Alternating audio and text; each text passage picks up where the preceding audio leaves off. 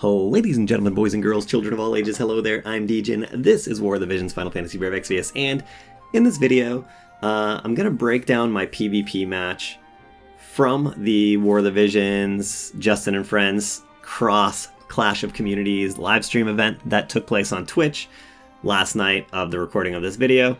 Yeah, and I'll have a link if you want to watch the full tournament in VOD. It's in VOD form. I'll put a link to that in the description.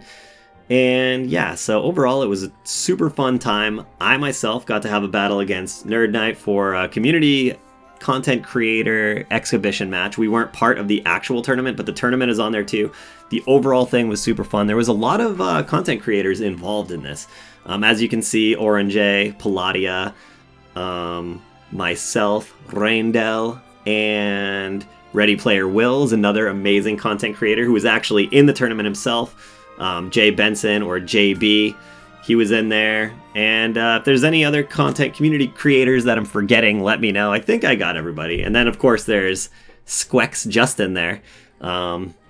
So yeah, overall it was a really awesome tournament, and I'm gonna break down my battle right here for everybody. Now, both myself and Nerd Knight, and actually the other guys too, like Orange, we weren't part of the tournament, so I think we went with a lot more fun teams. The actual tournament, those guys' teams were insane, right? Like, they were playing for the big gold.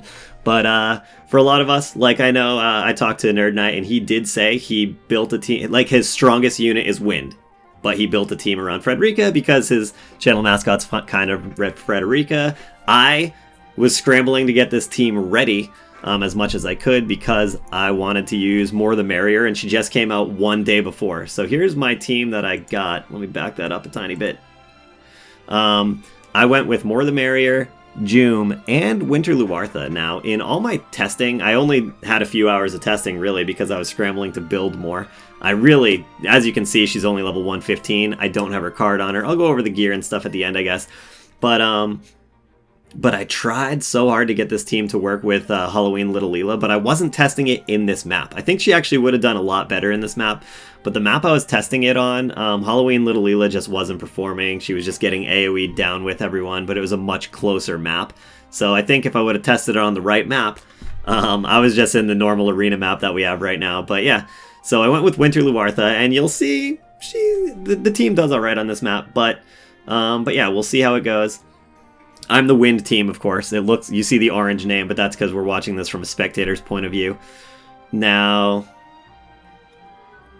yeah, so Winter Luartha is kind of going to do her own thing here. We got Joom with the hate up immediately, which also gives her Shell and Protect. Now, this was a big thing right here. This was one of the things that probably helped just drive the overall direction. Good health and happiness. Getting the spirit and defense buff on Joom was huge, right? The Joom ends up being crazy tanky. I want to say she's the MVP of the fight for me. But we'll see how the rest of the fight turns out. We got the opposite team just buffing, getting their courage and hate up and everything. So pretty even so far, just buffing and getting the tanks out there.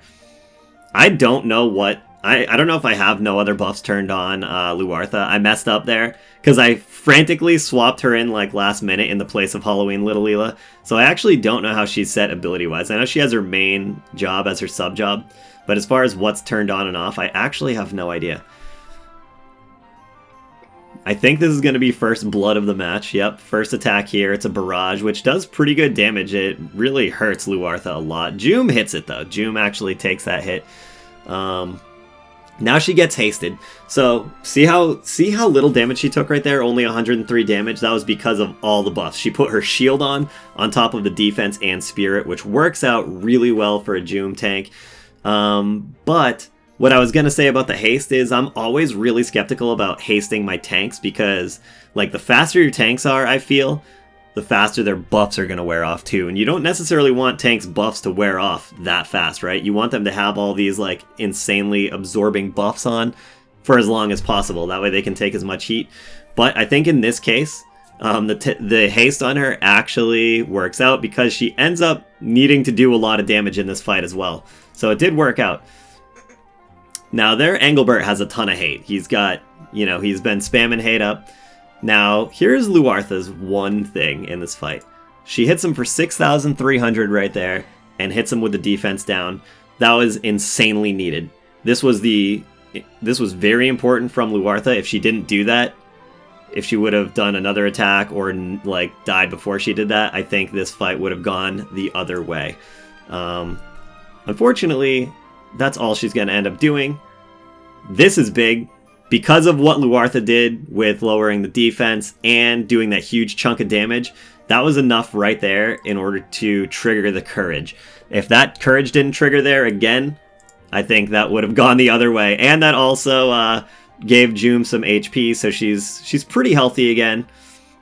Now Cloud here's only got 20 AP, so I didn't know. I was hoping he just single target attacked Joom, but nah, he did actually kill Luartha, which made this fight a lot scarier for me because now it's 2v3, which I didn't really want. The sharpshoot for 502, easy, not a big deal.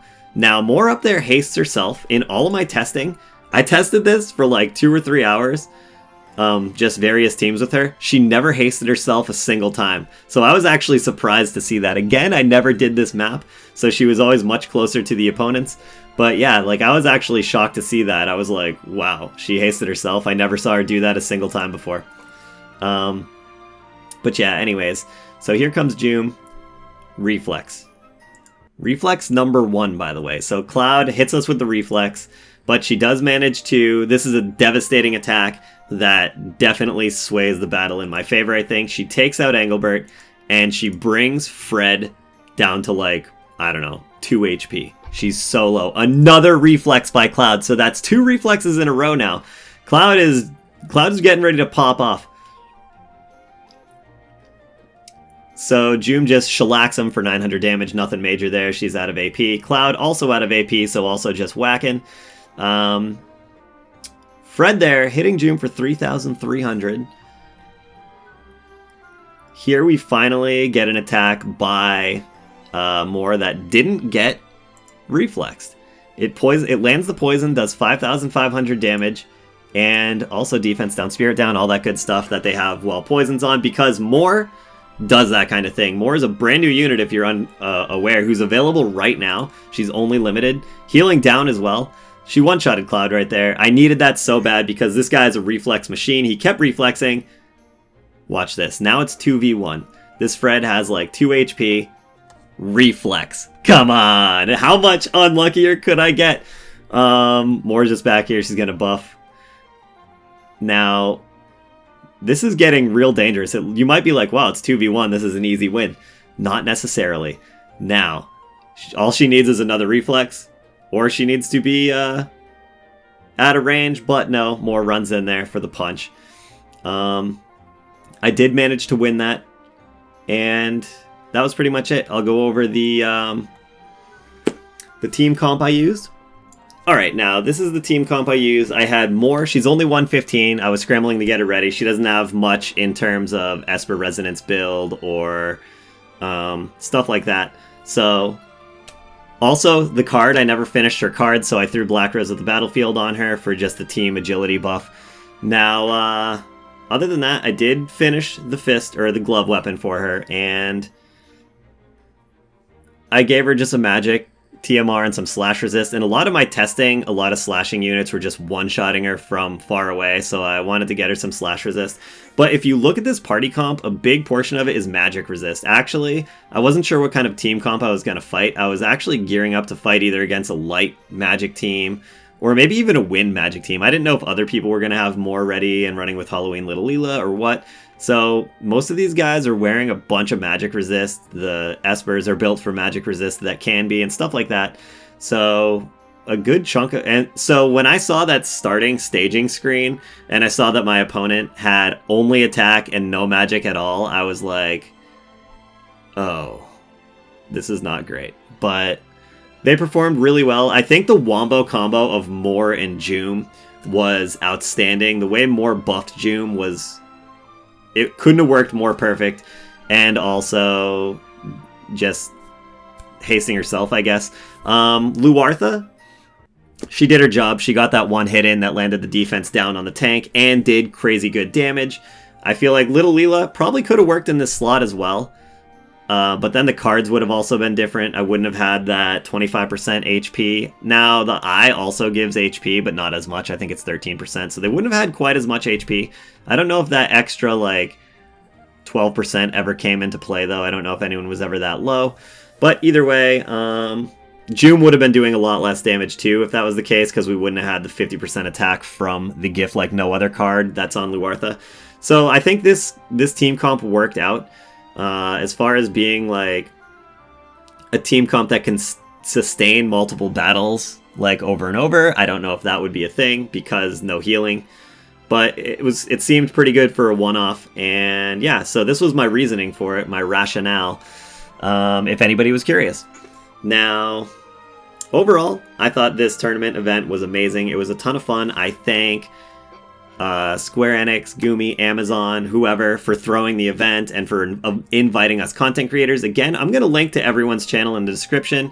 Orange, Palladia, Ready Player Will, Nerd Knight, Randall, and yeah, I'll link everybody in the description to their channels. You guys should definitely check them out if you never have. I'm sure most of you know a lot of these guys already.